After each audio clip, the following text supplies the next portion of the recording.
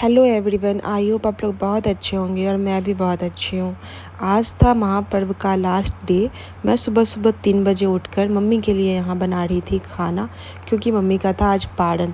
आज last day होने की वजह से 3 दिन से जो भूखे प्यासे होते हैं उनके लिए खाना बनाना तो बनता है ना गाइज़। और फिर मैं रेडी सारा काम ख़त्म करके रेडी होकर आ जाती हूँ घाट पर और सारे जगह दीप जला देती हूँ। उसके बाद मम्मी भी आ जाती है ऊपर घाट के पास, बैठ के थोड़ी देर प्रणाम करती है और उसके बाद फिर पानी में जाती है मम्मी। यहाँ लास्ट डे होने की वजह से बहुत मन अजीब सा होता है। छठी मैया का विदाई होता है, जैसे एक बेटी की शादी के बाद विदाई होता है और जैसे घर सूना हो जाता है, बिल्कुल वैसे ही यहाँ पर भी होता है। जब उनकी विदाई हो जाती है तो फिर से वही जगह जाना पड़ेगा, ये सब चीज़ ख़त्म होने के बाद, जहाँ से मैं आई थी। और यहाँ पे मम्मी को मैं अर्घ दे रही हूँ कि प्रणाम करने के लिए। एक एक करके सारा अर्घ दी। मेरे पास कोई वीडियो रिकॉर्ड करने के लिए नहीं था, इस वजह से मैं खुद से ही कैसे कैसे करके ये सारी चीज़ें रिकॉर्ड की थी और जैसा तैसा भी रिकॉर्ड हो ही गया था। बस आप लोगों के लिए मैं इतना स्ट्रगल कर रही हूँ।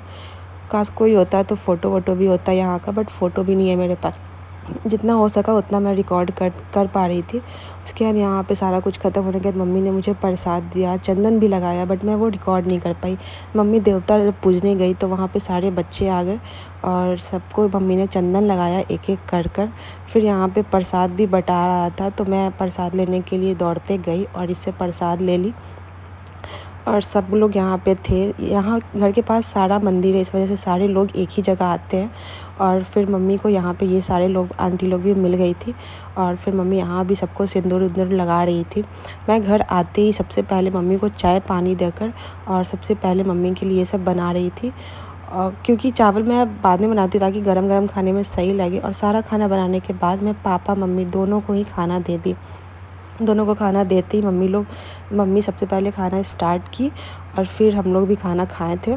और यहाँ पर आपको पता है, पिछले ब्लॉग में भी आप लोगों ने देखा होगा कि मम्मी भैया को ही खिलाती है, मुझे भी खिलाती है, बट मैं काम में थी इसलिए मैं खा नहीं पाई। और यहाँ ये बैठ के नालायक जैसा बैठ के खाता है और मम्मी को खाने नहीं देता। फिर मैं बाहर चली गई, सबसे मिली। बाय बाय गाइस, मिलते हैं न्यू ब्लॉग के साथ। Stay tuned.